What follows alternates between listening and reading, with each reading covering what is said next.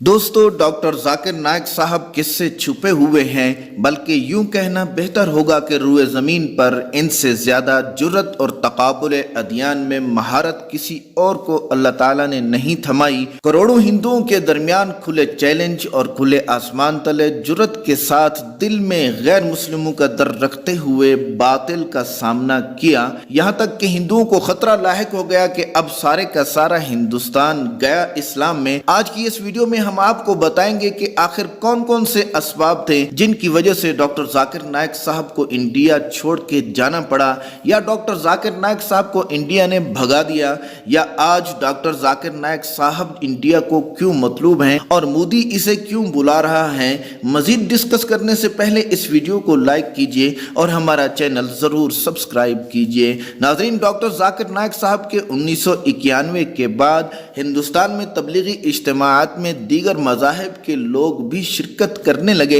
उसके बाद कुछ इंतहा पसंद मजहबी जमातों की जानिब से डॉक्टर जाकिर नाइक साहब के खिलाफ बाकायदा एक तहरीक शुरू हुई। यानी भारतीय सरकार की तरफ से 2016 में डॉक्टर जाकिर नाइक साहब पर एक मनी लॉन्ड्रिंग का इल्ज़ाम लगाया गया। मनी लॉन्ड्रिंग और भारतीय मालियाती तहकीकाती इदारे डैरफ, जो कि वजारत हिंदुस्तान के तहत काम करता है, ने ये इल्ज़ाम आयद किया कि 28 मिलियन डॉलर के असासे आखिर आए कहाँ से। ये तो हकीकत थी कि बाहर से भी आए थे और इंडियन स्टेट बैंक से मंजूर होके ही आए थे, लेकिन डॉक्टर जाकिर नाइक साहब को इंडिया में बैन करना था। लिहाजा तहकीकात शुरू हुई और डॉक्टर जाकिर नाइक साहब सच्चे थे, डट के मुकाबला किया और प्रेस कॉन्फ्रेंस की। इन असासों में पूना के 20 फ्लैट्स और बैंक बैलेंस भी शामिल था और इल्ज़ाम यूं लगाया गया कि इस्लामी ममालिक की तरफ से मुसलमानों के लिए दिफाई और रफाई कामों में दी गई रकम से खुर्द बुर्द करके ये असासे बनाए गए हैं। बायोक्रेट्स ने डॉक्टर जाकिर नाइक साहब के करीबी साथी नजमुद्दीन, जो कि सोने का काम करता था, को गिरफ्तार कर लिया। इससे पहले डॉक्टर जाकिर नाइक साहब के एक और साथी आमिर गजदार को इस इल्ज़ाम में गिरफ्तार कर लिया था कि वो डॉक्टर जाकिर नाइक साहब के लिए मनी लॉन्ड्रिंग में मदद देते हैं। रिपोर्ट यूं जारी की गई कि डॉक्टर जाकिर नाइक साहब ने इस्लामिक रिसर्च फाउंडेशन इदारे को मशकूक ज़राए से अतियात हासिल करने और जायदाद हासिल करने के लिए इस्तेमाल किया है। और इस रिपोर्ट में यह भी इल्ज़ाम था कि डॉक्टर जाकिर नाइक साहब ने 2004 से 2017 तक ओमान, बहरैन, सऊदी अरब, मुत्तहदा अमारात से 65 करोड़ रुपए वसूल किए। ये रकम डॉक्टर जाकिर नाइक साहब की वालदा, वालिद, बहन के अकाउंट में आई। इस रकम का असल जरिया नामालूम है और मैं कहता हूं कि ये कैसे हो सकता है कि बैंक का सिस्टम ये तो बता दे कि किस किस अकाउंट में कितनी रकम आई है और ये ना बताए कि ये रकम कहां से आई। और इसी इल्जाम की वजह से 2012 में पीस टीवी को इंडिया में बैन कर दिया गया और 2017 में डॉक्टर जाकिर नाइक साहब का पासपोर्ट इस इल्जाम में मनसूख कर दिया गया कि डॉक्टर जाकिर नाइक दहशतगर्दी से ताल्लुक रखते हैं और पीस टीवी और डॉक्टर जाकिर नाइक मजहबी नफरत फैलाते हैं। दूसरा इल्जाम जो कि सरासर झूठा था, जो कि डॉक्टर जाकिर नाइक साहब के खिलाफ अकली कड़ियां मिला के लगाया गया था कि डॉक्टर जाकिर नाइक साहब ने पैगंबर इस्लाम की तौहीन की है। इसी वजह से जो शख्स इनका सर कलम करके लाएगा, इसको 15 लाख रुपए इंडियन करेंसी में इनाम दिया जाएगा। ये ऐलान असल में एक फेसबुक पोस्ट करके किया गया था, जो कि हुसैनी टाइगर्स ग्रुप के सदर सैयद कल्बे हुसैन नकवी की तरफ से था। इल्जाम आयद करने के बाद ये पोस्ट की गई थी और सैयद कल्बे हुसैन नकवी के बेटे ने डॉक्टर जाकिर नाइक साहब को काफिर करार दिया था, जो कि सरासर इंडिया के हक में फेसबुक पोस्ट थी। तीसरा इल्जाम और भी भयानक और अजीब था कि यह भी 2016 में लगाया गया था। इंडियन मीडिया के सामने एक शख्स ने यूं कह दिया कि बांग्लादेश ढाका में बेकरी कैफे पर होने वाले हमला आवर में से एक शख्स डॉक्टर जाकिर नाइक साहब की तारीफ करने वाला था, यानी डॉक्टर जाकिर नाइक साहब का चाहने वाला था।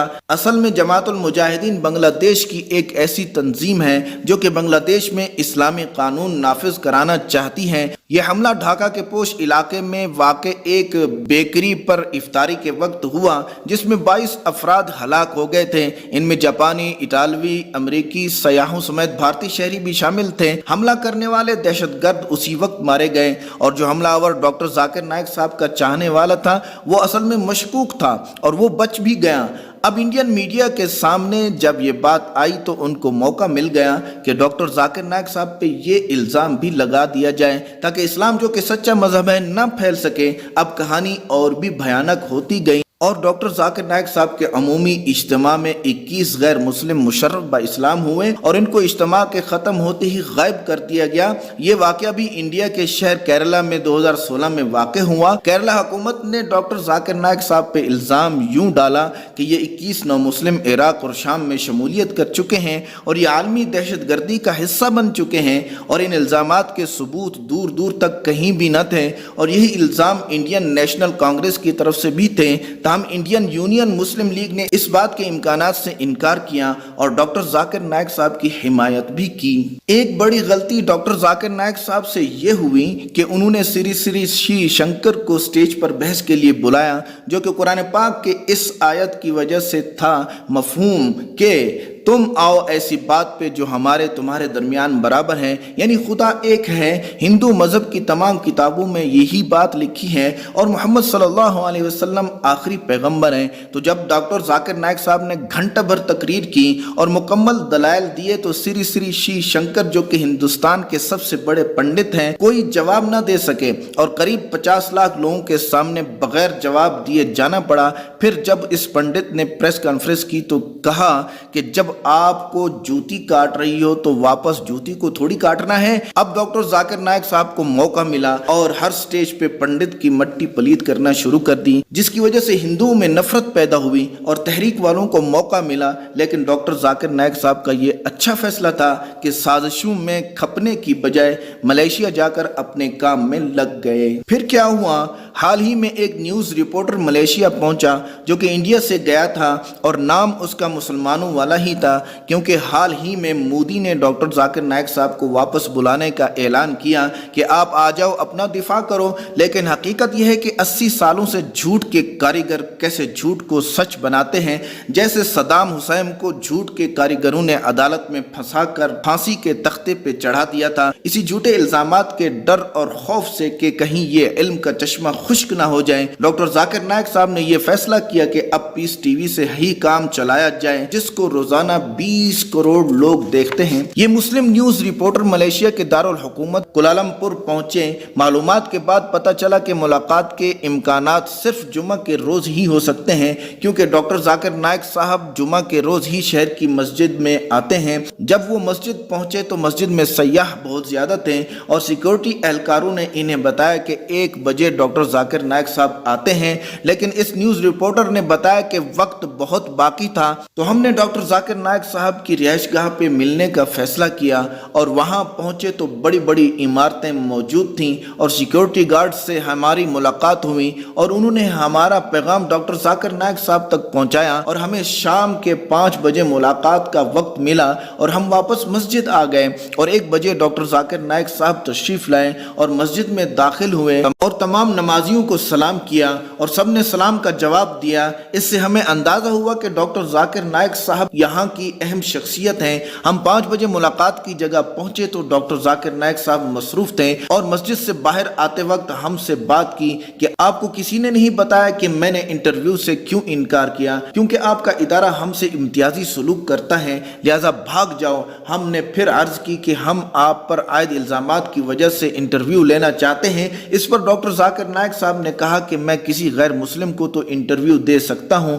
لیکن آپ کو نہیں، اور ڈاکٹر ذاکر نائک صاحب کے آخری الفاظ یہ تھے کہ آپ BBC چھوڑ دیں گے تو میں آپ کو انٹرویو ضرور دوں گا۔ ملیشیا میں 1 ہفتہ قیام کے بعد ہمیں پتہ چلا ڈاکٹر ذاکر نائک صاحب یہاں اپنے آپ کو ایک متاثر کن شخصیت بنا چکے ہیں۔ دوستو، آج ڈاکٹر ذاکر نائک صاحب ملیشیا میں عافیت اور سکون کے ساتھ دین کا کام کر رہے ہیں اور پیس ٹی وی کے ذریعے سے روزانہ پوری دنیا میں 20 کروڑ لوگوں تک اللہ کا پیغام پہنچا رہے ہیں۔ حقیقت یہ ہے کہ پوری دنیا میں کروڑوں غیر مسلم ان کے چاہنے والے ہیں، قوت حافظہ اور ذہین ہونے کے ساتھ ساتھ محنتی بھی ہیں اور حقیقت میں غیر مسلموں کے لیے دل میں درد رکھنے والے ہیں تاکہ یہ ہندو وغیرہ جہنم کی آگ سے بچ سکیں۔ دوستو، بھلے ہی علماء کو ڈاکٹر ذاکر نائک صاحب سے ہزاروں جگہوں پہ اور مسائل میں اختلاف ہوں، لیکن اس بات میں کوئی اختلاف نہیں کہ ڈاکٹر ذاکر نائک صاحب کے ہاتھوں لاکھوں ہندو مسلمان ہوئے، جو کہ اس دور میں کسی عالم کا کام نہیں۔ ویڈیو پسند آئی ہو تو اسے لائک اور شیئر کرنا نہ بھولیں۔ شکریہ۔